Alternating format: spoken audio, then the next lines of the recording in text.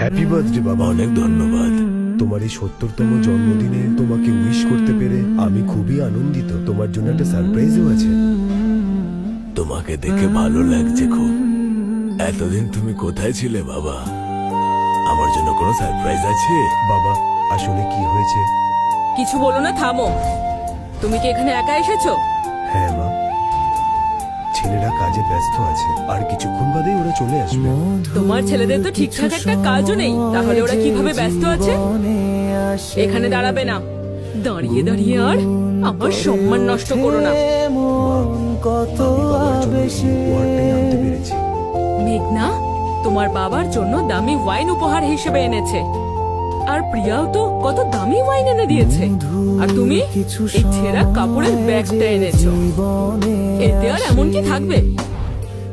Party শেষ হলে যাওয়ার সময় এই সস্তার ব্যাগটা তোমার সঙ্গেই নিয়ে যাও।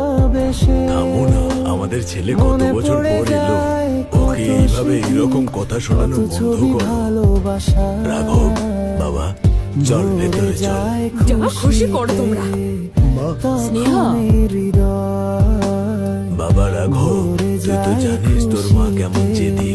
সে যা বলছে তাতে কিছু মনে করিস না।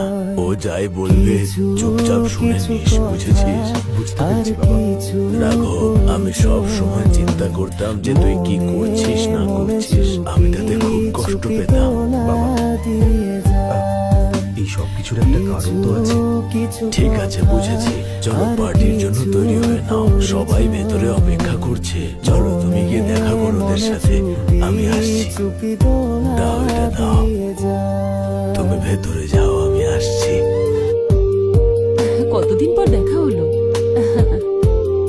প্রিয়া, মেঘনা, তোমাদের কতদিন বাদে দেখলাম। ওরে বাবা, তুমি এতদিন কোথায় ছিলে?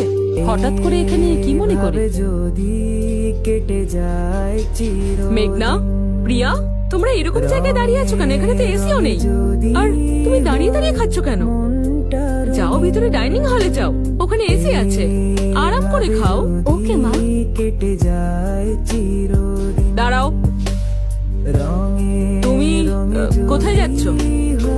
পার্টির জন্য টেবিল সাজাতে হবে, ওখানে গিয়ে হেল্প করো আমাদের। এইটা কি মা? তুমি ওদের বলছো এসি ঘরে যেতে, আর আমাকে কাজ করতে বলছো? এই, ওদের সঙ্গে নিজেকে তুলনা করো না। মেঘনার ডিগ্রি সম্পর্কে ধারণা